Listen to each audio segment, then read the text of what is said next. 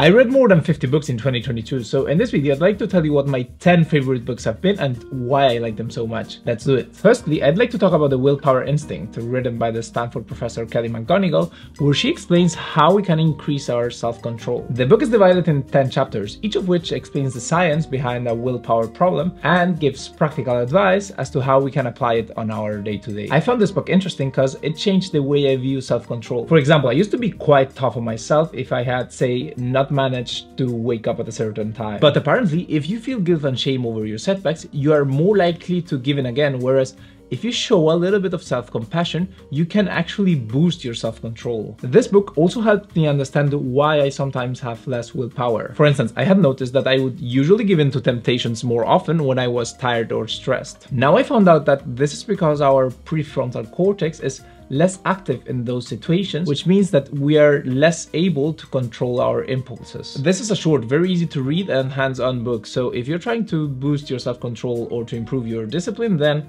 this is the right material. Affiliate link on the description below. Next on the list, we have The Molecule of More. In this book, the authors explain the role that dopamine plays in the human body. They call it the molecule of more because it's the chemical that makes us feel constantly unsatisfied with what we have, and that motivates us to pursue more and more goals. So the authors talk about the role that this hormone has when we fall in love, consume drugs, and in our perseverance, for instance. The most interesting thing I learned from this book is that creativity and mental illness are closely related. So it turns out that geniuses are people with high levels of dopamine, but that this blessing can also be a curse because their genetic profiles are more likely to suffer from certain problems. For instance, take John Nash, the famous mathematician who believed that he was being recruited by aliens from the outer space. Did aliens speak to you?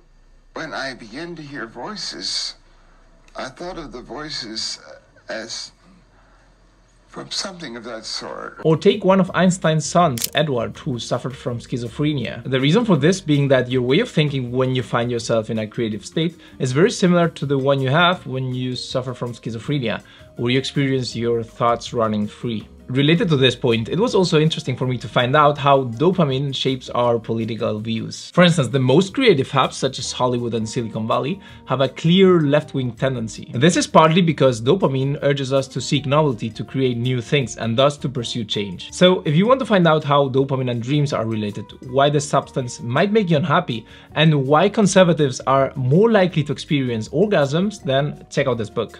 Third in the list, we have a book about computer science, which is Algorithms to Live By. So the book is divided in 11 chapters, each of which explains a well-known problem in computer science, and after that, it explains how that issue shows up in our day-to-day lives. So one example of that is the so-called explore-exploit problem, which in the world of computer science is known as the multi-armed bandit problem, which asks the question, how can you maximize your winnings if you enter a casino with loads of one-armed bandits if you don't know the probabilities of the payoffs of each of the machines? The sensible thing to do would be to start trying out the machines in order to find out which one of them has the highest likelihood of winning. But what is then the ideal amount of time you should spend trying out the different machines before choosing one? That is, how much time should you spend exploring the different options versus exploiting the best machine? The writers argue that this dilemma can also be found in real-life situations, such as when you go to a new city. For instance, how much time should you spend looking for nice cafes and restaurants, and from which point onwards should you stop this exploration phase and start exploiting the places you thought were great? How our view of friendships changes across life could also be seen from the same lenses. We usually spend our youth trying different options, but after a while, once we have found the type of people we like to be surrounded by, we then start spending more time with our best friends and less trying to look for new friendships. I would say that this book is ideal if you want to better understand the world of computer science, but you have no background on the topic, which was my case. You'll then probably find some chapters a bit challenging to read. It might take you a while to finish the book and to understand some of the concepts contained in it, but I would say that it's worth it. After reading it, I noticed that I could think a little bit more like an engineer, and that I could now follow the conversations a bit better when Lex Friedman talks about AI or machine learning. Then we have Weird Ideas at Work, 11.5 practices for promoting, managing, and sustaining innovation. This book is written by Robert Sutton, a professor at the Stanford School of Engineering, and it tries to answer to the question, what types of, say, company policies do you need in order to create an innovative firm? His answer consists in the following 11.5 practices, such as hire people who make you uncomfortable, even those you dislike, encourage people to ignore ignore and defy superiors and peers, and decide to do something that will probably fail, and then convince yourself and everyone else that success is certain. So what he does in the book is to devote a chapter to each of those ideas, and with the help of empirical evidence, he tries to show why each of those actions would spark innovation in the workplace. Since most of the 11.5 policies might not make much sense to you, let me pick the practice, find some happy people and get them to fight, and explain the reasoning behind it. So there's a growing body of research that suggests that conflict over ideas is good, especially for groups and organizations that do creative work. And then there's also a good amount of evidence that being in a good mood is very beneficial, especially if you want to be creative, because you're more cognitively flexible, that is, more capable of making previously unknown associations. So the whole point behind this idea is that you need upbeat people because they tend to be more creative, but also people who are willing to challenge each other's ideas so that eventually the best ideas win. I found the book very interesting because it was constantly surprising me, given that each of the proposals made by the author was counterintuitive. So I would usually start reading the chapter thinking, this is strange.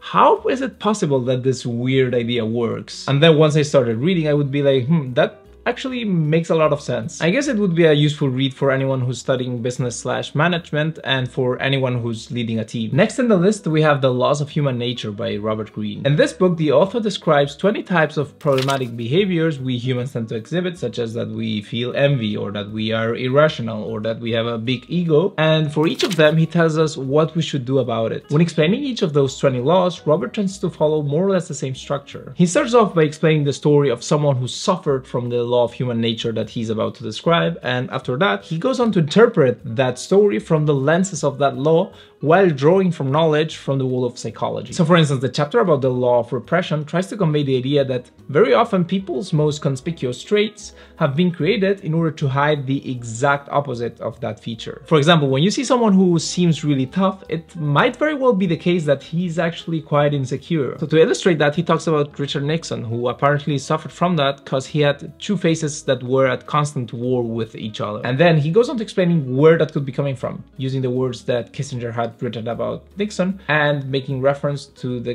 concept developed by Carl Jung called the shadow. What I really liked about this book is the way it combines the personal stories of well-known historical figures such as Cleopatra and Coco Chanel to describe the universal behavioral patterns that show up over and over again. I'd recommend it specifically if you have some impulses or thoughts you're ashamed of and you want to figure out where that's coming from, and more broadly to anyone who wants to understand human nature better. Next in the list, we have Bill Gates' How to Avoid a Climate Disaster. So the book starts off by arguing that we need to get to zero emissions by 2050, what would happen if we don't manage to do that. And then the author moves on to what I deem to be the most interesting part of the book, where he analyzes in detail where each of the 52 tons of global pollution we emit each year is coming from. So he breaks that down in 5 categories and then devotes one chapter to each of them, where he explains where that pollution percentage comes from and outlines the different technologies that we would need in order to replace the pollutants with something environmentally friendly. What I like the most about this book is that it brings a lot of data and clarity to a debate that is generally polluted, pun intended, with loads of feelings and very little facts. Given that Bill thoroughly breaks down each of the different carbon emitting sources,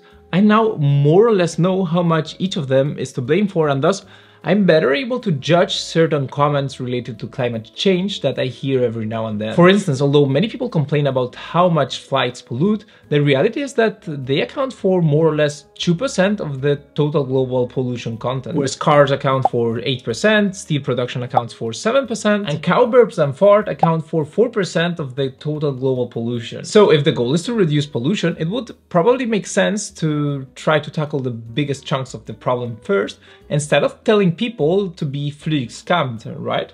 How dare you! In the book, Bill Gates also discusses the potential solutions for the problem, and while doing that, he mentioned several cutting-edge technologies, some of which I had never heard of, such as the DAC, a device that absorbs carbon dioxide, or such as geoengineering, which consists of, for instance, brightening clouds or distributing very fine particles in the air in order to reduce the planet's temperature. This is an easy-to-read book, straight to the point, and at the same time very informative. I'd recommend it to people who are obviously interested in better understanding the phenomenon of climate change, and to anyone interested in the energy sector, especially those who want to innovate in it, since the book mentions the technologies that might be developed in the upcoming years. A book I found fascinating was The Selfish Gene by Richard Dawkins. The goal of this book is to re-explain Darwin's theory of evolution in what he calls the selfish gene theory, and to outline how it affects our behavior. So most of you might be familiar with Darwin's theory, in essence that we are the product of natural selection, where the fittest have survived. But what is exactly the thing that is being selected? Is it the fittest race, the fittest species, or the fittest individual? The most intuitive answer is that the selection occurs at the level of the group or the species, which was also the relevant view in academia when Richard Dawkins wrote the book. But he argues that it's at the level of the individual, or more specifically at the level of the gene, where natural selection takes place. And then he goes on to explain how this has an effect on our behavior. So given that genes contain information about how we should behave, and given that those genes are the result of the natural selection process, then consequently, there are some conducts that will emerge as a result. More specifically, the writer examines the biology of selfishness and altruism. That is, that the individual will behave selfishly in order to increase its probability of survival, and that this selfishness at the level of the gene will be reflected in altruism in some limited occasions. So the same way that these altruistic behaviors can be observed in animals, for instance when a bee decides to sting an attacking species, sacrificing his own life in order to protect its skin, or when a bird sees a predator and decides to loudly give the alarm call and warn its relatives, thus drawing the predator's attention and putting itself in special danger. Those sacrifices we see in the animal kingdom would also explain why human parents would be willing to do the same for their children. The book is more than 400 pages long, but the author explains everything in a rather simplified way with loads of metaphors, so that someone who never had any interest in biology, such as myself,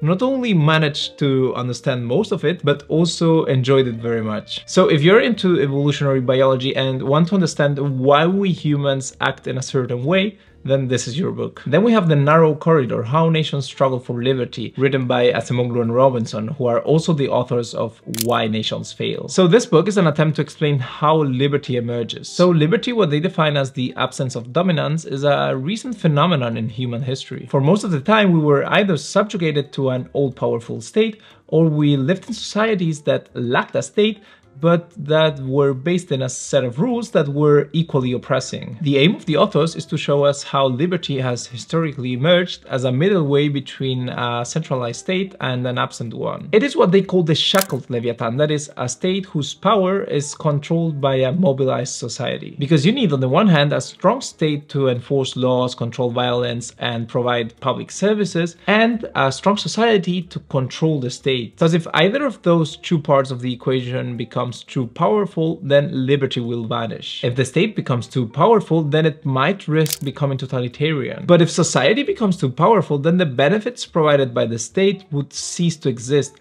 thus leading to a situation without liberty as well. Consequently, liberty can only emerge when those two forces are properly balanced in a relatively narrow corridor, hence the name of the book. So what the book does is to explain the different ways in which this balance has emerged across time, and why it is that only certain societies have been able to achieve it. What I like the most about the book is that it packs historical accounts from all over the world. So in order to prove their point, they show examples from ancient Greece, India and China, but they also touch upon countries whose history is usually less well known, such as Saudi Arabia, Poland or Colombia. And it also talks about the functioning of societies we usually know very little about, such as the Tonga, the Zapotec or the Pashtuns. If you like history and political science and or economics, then you'll definitely have a good time reading this book. My second favorite book of last year was From Zero to One by Peter Thiel. So this is a classic from the world of entrepreneurship, and I definitely understand why. In this book, Peter Thiel lays out his rules for creating a successful company. And to do that, he tries to demystify the predominant dogma in the startup world in the 1990s. For instance, one of those dogmas was that you should only focus on improving the quality of your product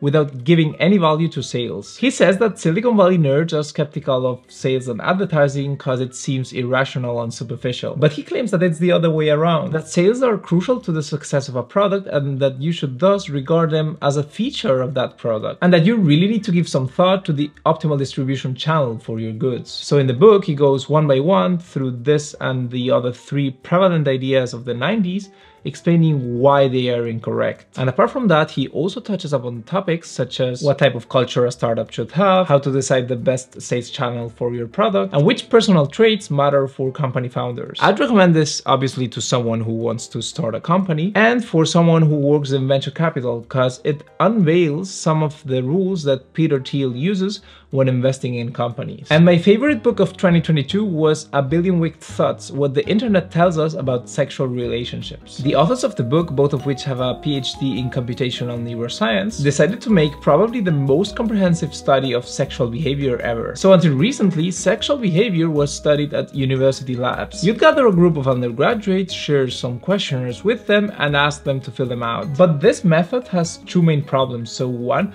that the sample is relatively small and not representative. And the main one is that some of the respondents would be reluctant to say the truth with regards to their sexual preferences. Even though they are told that their answers are anonymous, they are probably gonna avoid acknowledging that they enjoy, for instance, watching she-male porn. But this all changed with the emergence of the internet. So now billions of people watch porn in the intimacy of their rooms. So we can be sure that they are now revealing their true sexual preferences. So if you collected a lot of data of what porn users are watching and analyzed it, you would have a way more accurate picture of what human sexual tastes actually look like. And that is precisely what the authors of this book did. So they collected 55 million erotic searches, most of them coming from the US, but also from Canada, Britain, Nigeria, and India.